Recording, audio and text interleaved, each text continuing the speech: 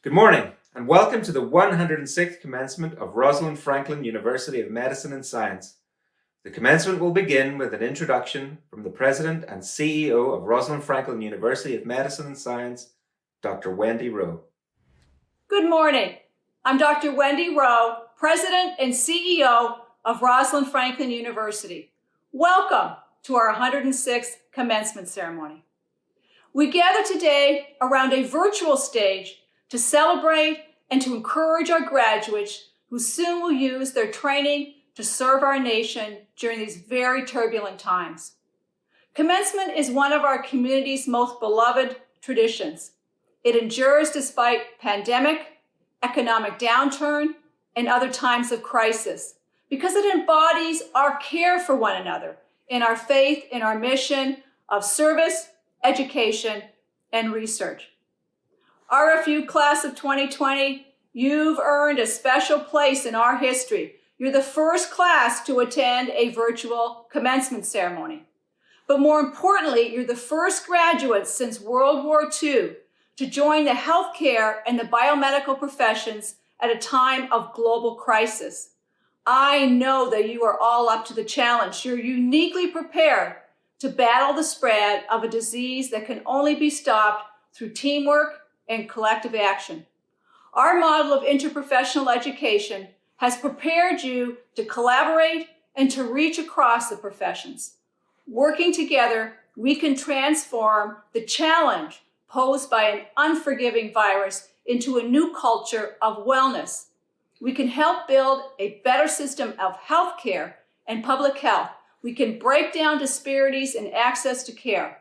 Health, wellness, and prevention should be the rule among all communities, and disease the exception. As you enter your professions that are on the cusp of great change, have faith in your training and find strength in each other. I speak for our entire university when I say I'm so very proud of each and every one of you. Warmest congratulations. And now please welcome Dr. Nancy Parsley, our Provost and Vice President for Academic Affairs. Good morning. It is my great pleasure to welcome you, your family and friends, as well as the entire RFU community to this year's commencement. We all wish you success and fulfillment as you begin your professional lives in extraordinary times. Our nation needs your skills, caring, dedication, and commitment now more than ever before.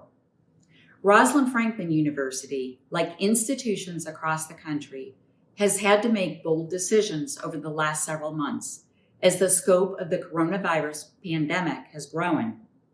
You and your fellow students have been at the heart of those decisions, which are driven first and foremost by our desire to prioritize your health and safety and that of our university community and region. At a time when you might have relaxed and enjoyed the tailwind of your many years of hard work and success, you instead have managed the stress of uncertainty and have stayed the course. You have modeled the reality of leadership. It's not always easy to do what is right, to maintain vision and courage in difficult times. The relationships you forged as students at Rosalind Franklin University will sustain you throughout your personal and professional lives. Your care and concern for one another and for those most at risk will continue to inspire us as we work together to meet every challenge to health and well-being. Always remember that Rosalind Franklin University and its network of more than 20,000 alumni stand behind you. We believe in you. Again, congratulations on all that you have accomplished. I now have the pleasure of introducing our selected 2020 graduate speaker. Rosalind Franklin University is proud to continue a tradition that incorporates an address by a current graduate.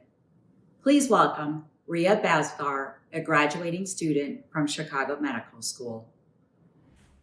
Hello to my fellow graduates, our families and friends, the the Rosalind Franklin University community, and everyone who is watching this virtual commencement ceremony.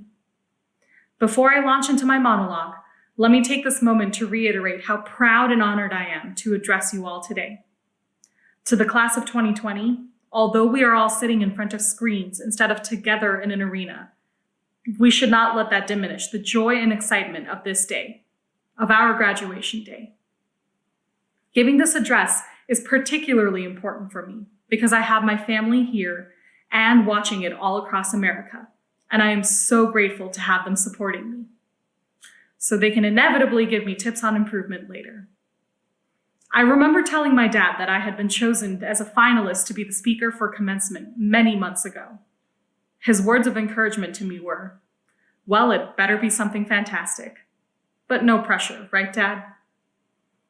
And so I thought about what I would want to hear on this day. I thought first about the overwhelming emotion I was feeling just thinking about commencement. And now that this day has arrived, I'm even more overwhelmed than I had imagined. The culmination of many years of prerequisites, countless hours of studies, and millions of tears is finally coming to a close. And what a closing act this has been, these last 3 months or so. We knew what was supposed to happen, or so we thought. Match day, job interviews, packing up and moving on to new adventures, weddings, graduation parties, and family reunions. And then coronavirus happened, and everything changed. I remember the heartbreak and tears I shed when I found out match day and commencement ceremonies were canceled. I was so upset at first, but out of that came the creativity to find innovative ways to celebrate. We had our first ever virtual match day. We had birthday parties over Zoom and meetings over Google Hangouts. And here we are today, scattered across the country, but together in this moment to celebrate this incredible milestone. It's important to remember that in these uncertain and ever-changing times, we have all come a long way to get to where we are now, even if it looks very different from what we imagined when we first set foot on campus. In fact, I remember my orientation here at RFU. I had just finished my white coat ceremony and had a lovely dinner with my family, when suddenly I found myself sobbing. Not like pretty tears, like Anne Hathaway. We're talking ugly crying. I was so distraught because I had met my peers and I was so sure that the school had made a mistake. Fast forward to now. Addressing you all today makes me wish I could go back and tell that scared girl that it was all going to be okay and that no one had made a mistake. The wonderful faculty at this institution bet on all of us, and today we get to see our hard work come to fruition. We couldn't have done it without them, or without the support of our wonderful families and friends. I'd like to close out my remarks by sharing some advice that has helped me tremendously over the years. When I was about 8 years old, my family moved from India to the United States. It was during this time that a cartoon movie about a little fish changed my life.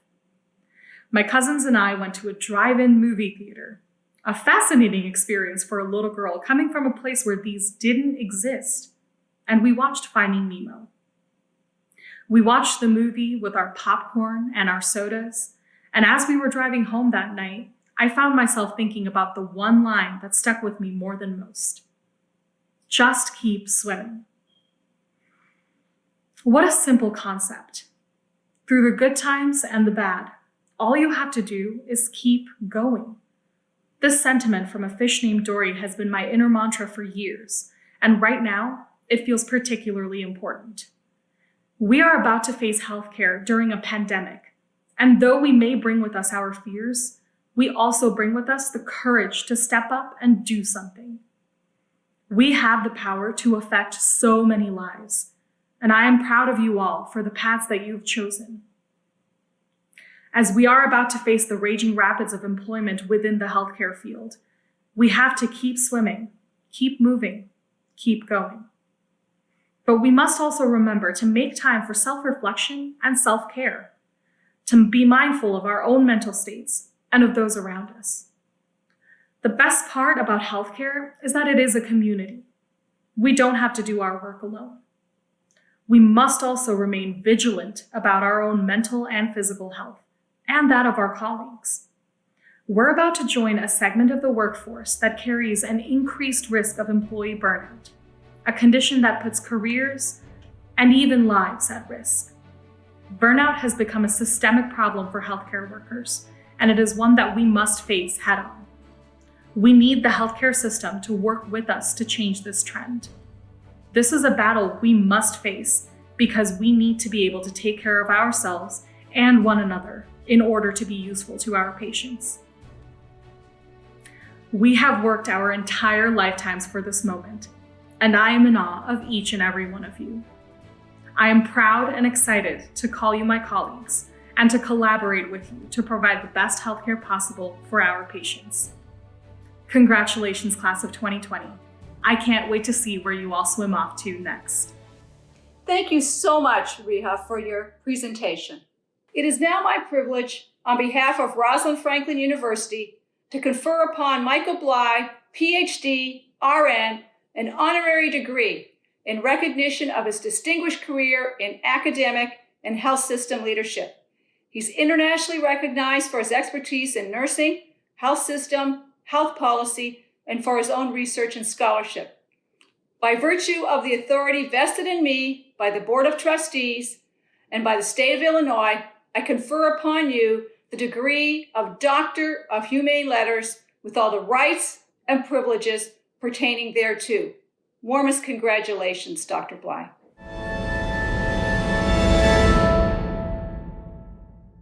Thank you for letting me experience being with you today, as unconventional as it is. To my interprofessional colleagues graduating today, and to your family, friends, and of course the faculty who may be huddled together in whatever manner suits a quarantine, in my heart rests joy and professional pride in your achievements. Your intellect, persistence, courage, and social sensibilities deserve celebration. While this pandemic blocks a fabulous opportunity to meet you face to face, we are still spirit connected. We may have our differences for sure. Physicians may have some behavioral or intellectual proclivities that differ from those of, say, pharmacists or healthcare administrators or nurse anesthetists. There is still a connective tissue that binds us as we each find our niche in the world. Each program of study, each degree, reflects dedication to medicine in diagnosing, treating, and exploring new diagnostic and treatment options. Each professional degree represents the knowledge explosion of recent decades.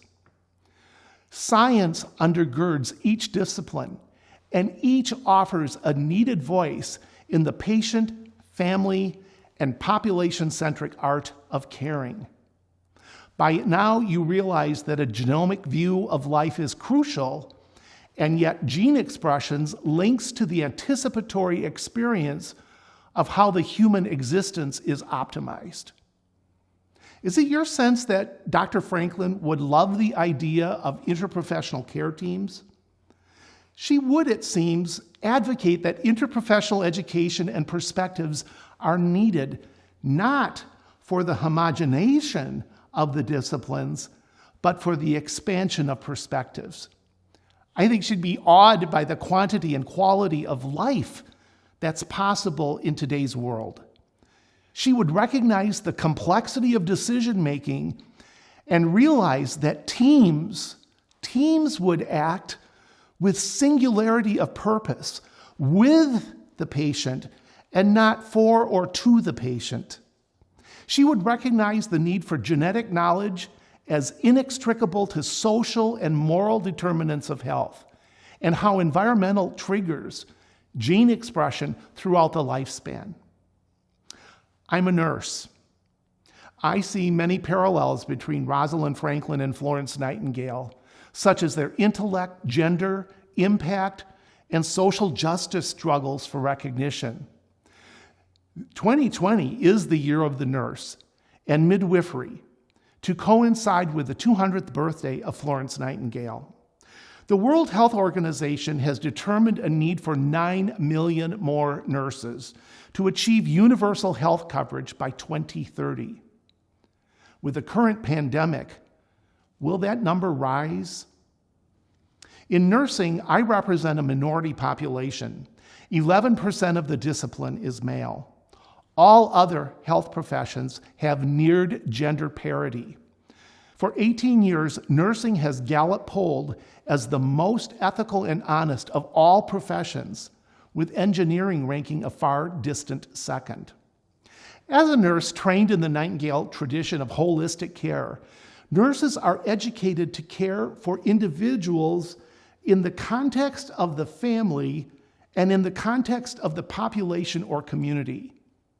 When Nightingale made her famous nightly rounds with her lamp among the soldiers of the Crimean War, who, by the way, cot to cot, would have covered 5.3 miles, she was known to write letters to the families of the dying, acknowledging the family and trying to diminish the anguish of psychological fear and elevate spiritual well-being. No stranger to disease and its treatment, Nightingale nurses were educated in medicine, but training went further.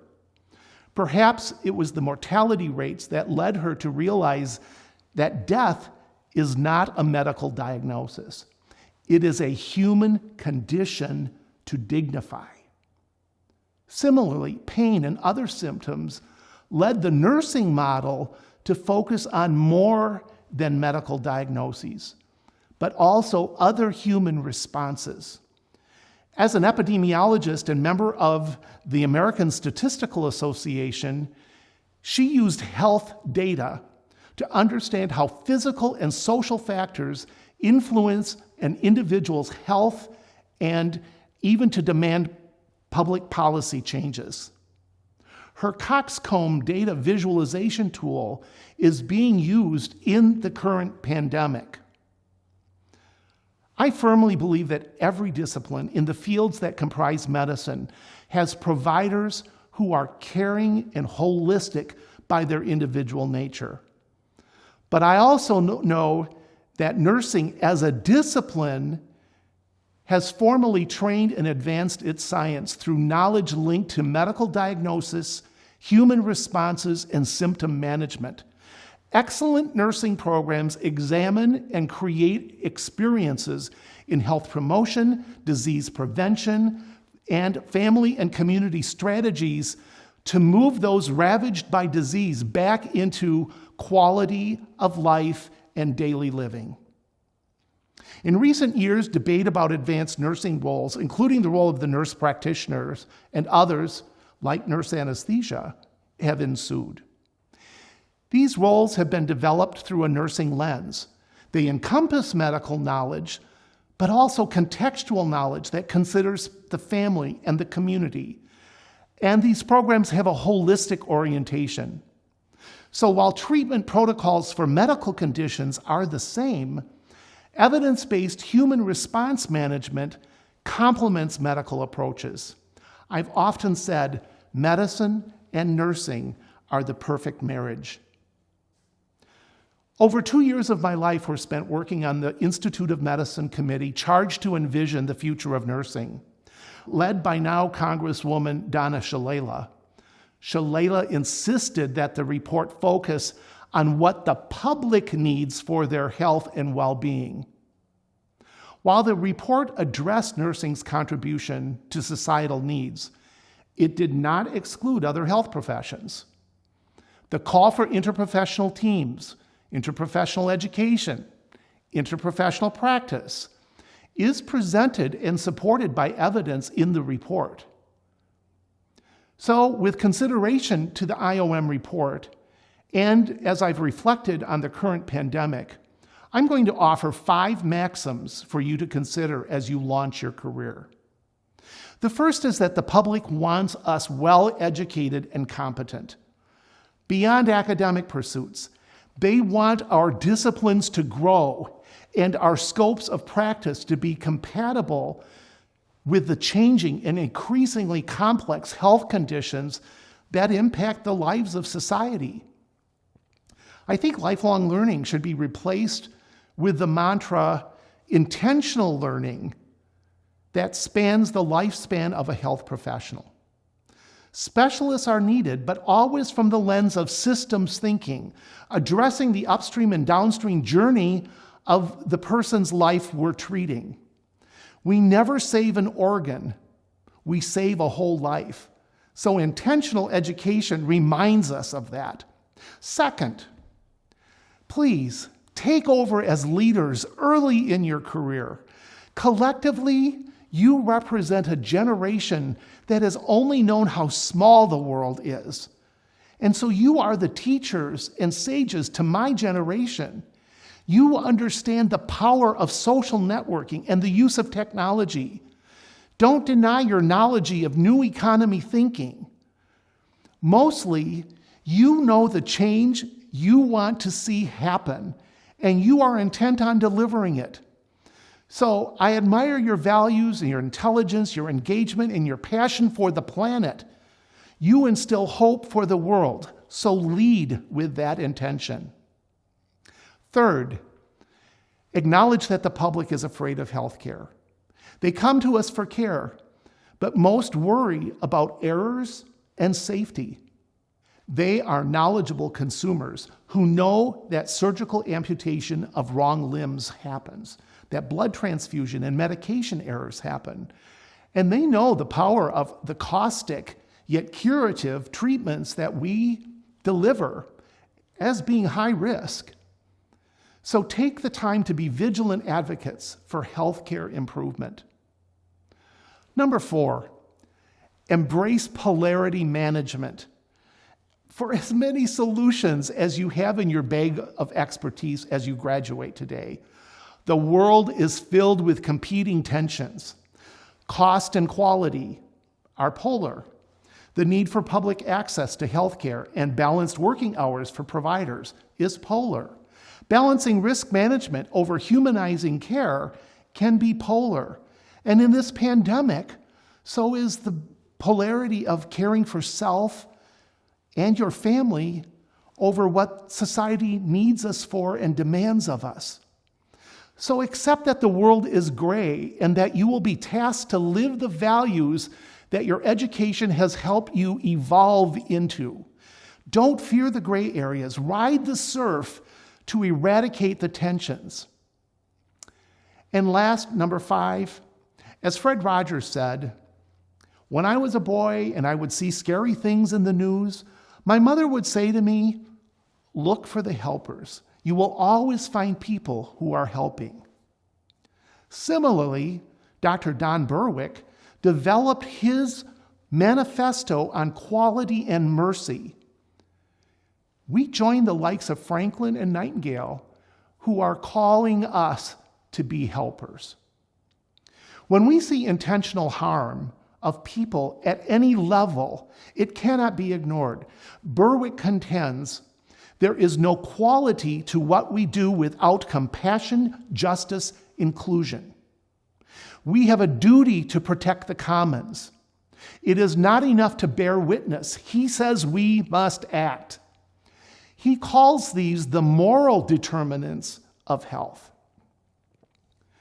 As for actions, Berwick says we should strive to get our country to ratify major human rights treaties, to make healthcare an unequivocally human right in our nation, to restore American leadership to reverse climate change, to achieve reform of our nation's criminal justice system, to end policies of exclusion and achieve compassionate immigration reform, to end hunger and homelessness in our nation and restore order, dignity, and equity to our democratic institutions, assuring the right of every single person's vote to count equally. So in closing, I wish you well. With the education you've received at this university, I wish you the capacity to pursue your innermost purpose and goals. I wish you to work in organizations where you can influence its culture, but also one where you can immediately flourish. I wish you the opportunity to achieve a full scope of practice, commensurate with your knowledge, skills, and abilities. Otherwise, the human capital that you possess is being wasted.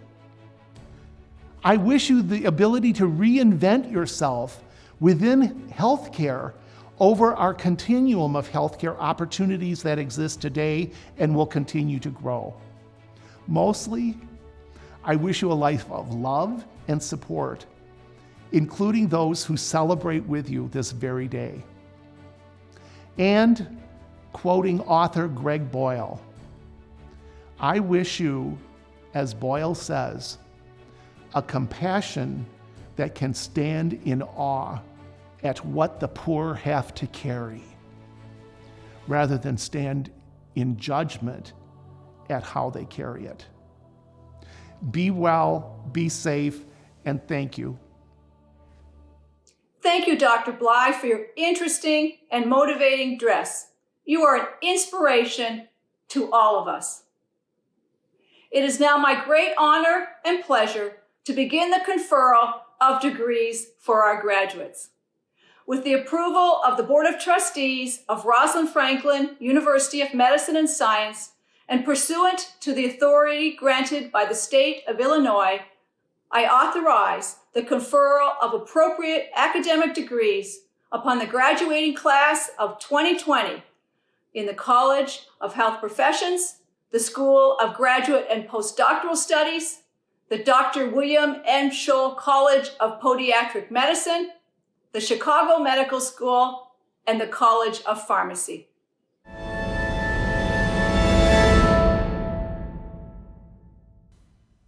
President Rowe, faculty, and honored guests and loved ones, I hereby announce the commencement for the Dr. William M. Scholl College of Podiatric Medicine. The students listed in the program for the degree of Doctor of Podiatric Medicine have satisfactorily fulfilled the requirements of the Dr. William M. Scholl College of Podiatric Medicine and have successfully completed their final examinations. Upon the recommendation of the graduate faculty, I present them for the degree of Doctor of Podiatric Medicine. On behalf of Dr. Rowe, the Board of Trustees, and the state of Illinois, I confer upon you the degree of Doctor of Podiatric Medicine with all the rights and privileges pertaining thereto. I welcome you to the company of scholars. Graduates will be recognized by Dr. Mark Grummett, Assistant Professor, Department of Basic Biomedical Sciences at the Dr. William M. Scholl College of Podiatric Medicine.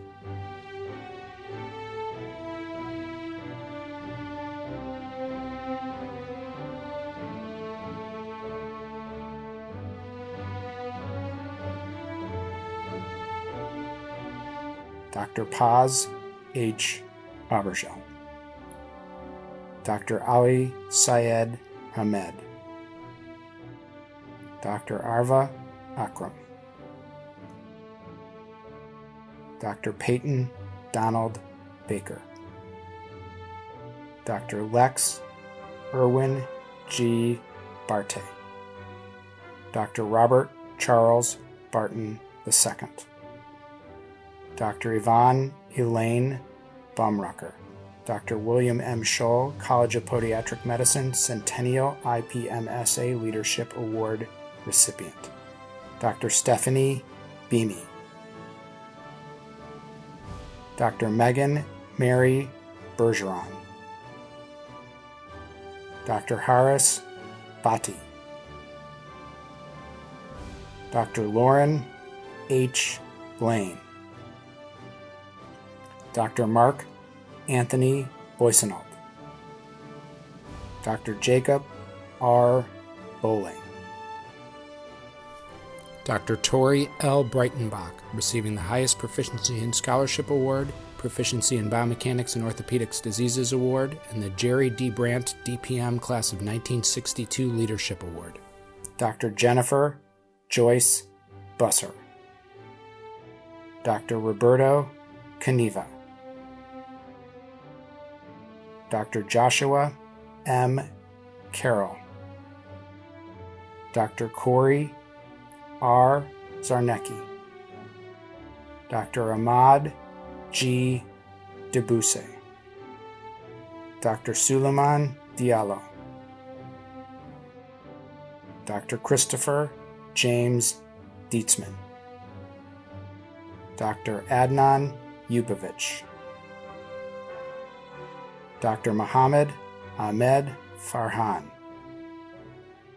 Dr. Melissa A. Foster, recipient of the American College of Podiatric Medicine Timothy Holbrook Memorial Award of Excellence, the highest proficiency in scholarship, and the Robert L. Barron DPM Class of '81 Proficiency in Podiatric Radiology Award.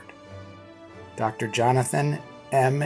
H. Friedman, Dr. Benjamin Raymond Galloway, Dr. Andrew George, Dr. Nikita Grama,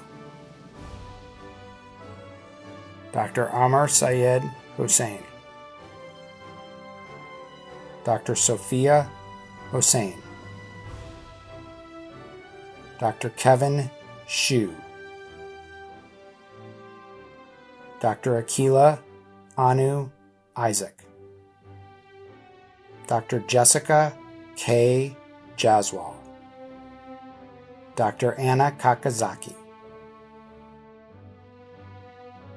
Dr. Harris Salim Khan, Dr. Muhammad Raza Khan, Dr. John Junil Kim, Dr. Solomon Kim, Dr. Sean Mitchell Kip, Dr. Rika Narayanan Kuri, Dr. Kelly A. Kugach, Dr. Jacob R. Lenahan, Dr. Tiffany Liu, Dr. Arya Mansouri, Dr. John Ellis Marshall IV, recipient of the Proficiency in Podiatric Medicine Award, the Proficiency in Podiatric Surgery Award, and the American Board of Podiatric Medicine Graduate Merit Award. Dr. Chelsea Lynn May, Dr. Joshua McLaughlin, Dr. Avik Mukherjee,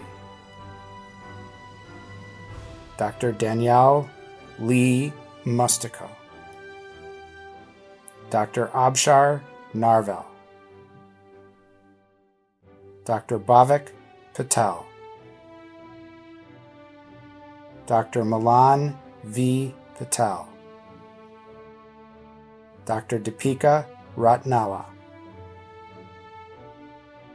Dr. Beth Barbara Reitinger, Dr. Daniel Ryan, highest proficiency in scholarship recipient, Dr. Tareem Sajjad,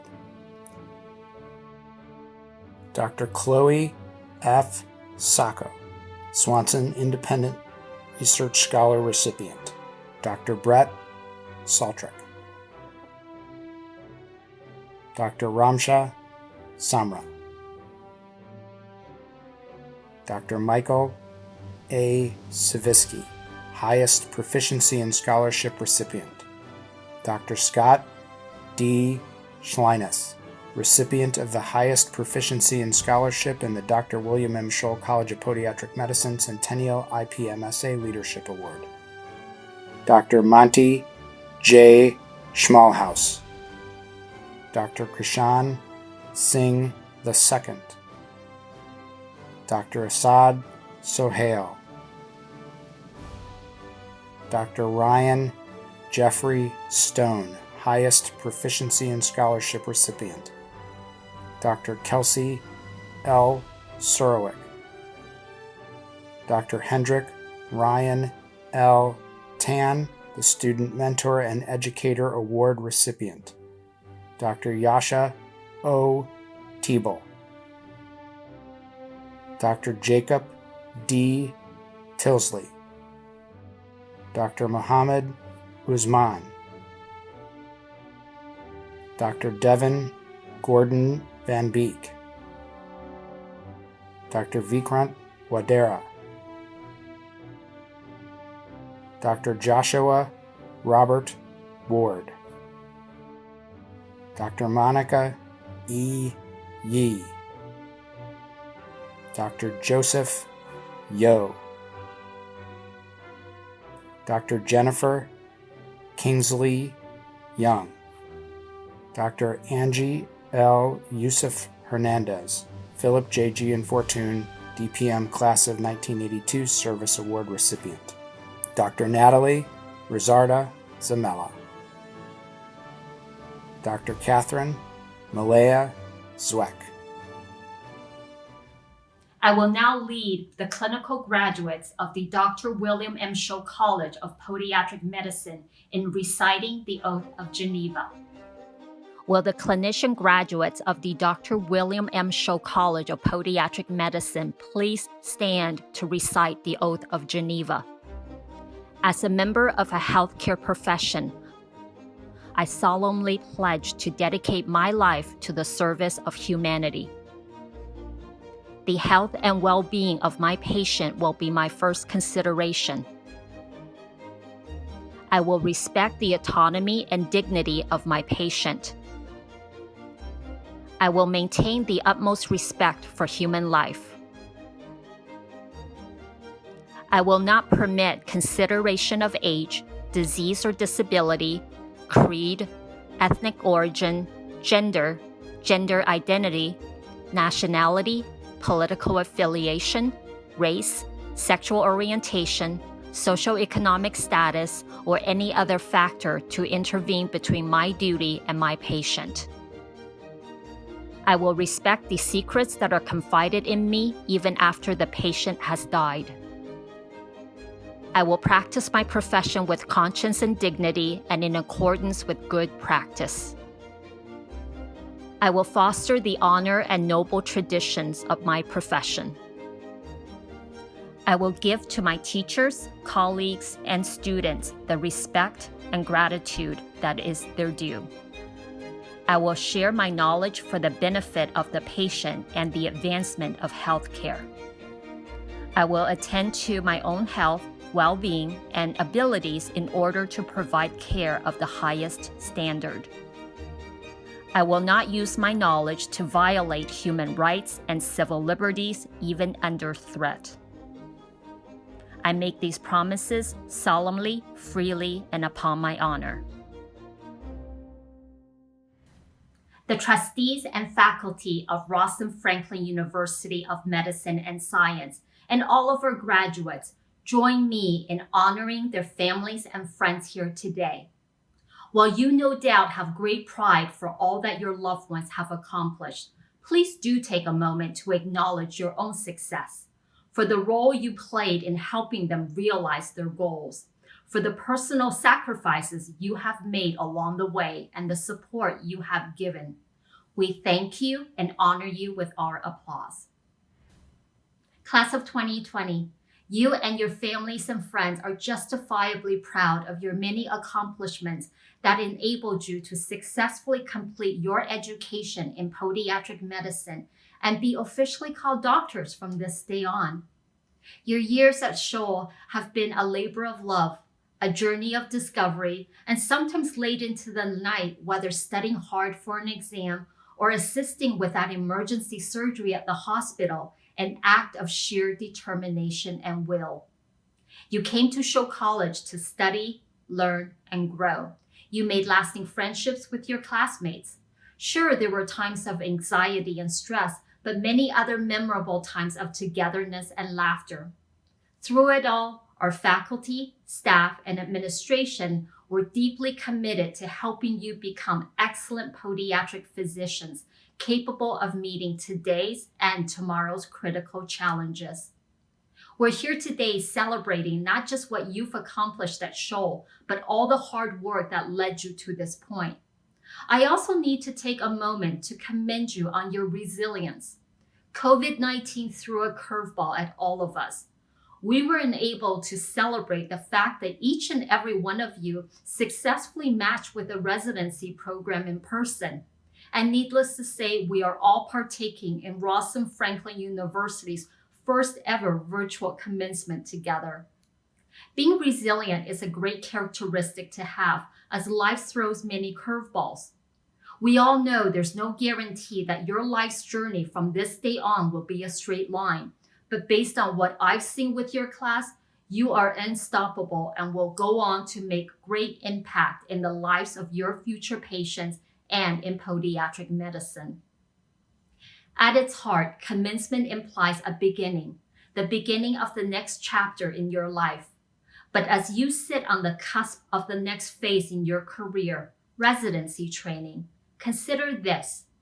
Finding your passion today does not mean ending your pursuit of passion. I know this is important as the first question I got from your class president when you learned about the cancellation of the in-person commencement was about the Hippocratic Oath. You all took the circumstantial inability to have the pomp and circumstance in stride, but it was important to you as a class that we partake in the oath of ethics historically taken by physicians. This speaks volumes about your passion, dedication, and your commitment to serve fellow human beings.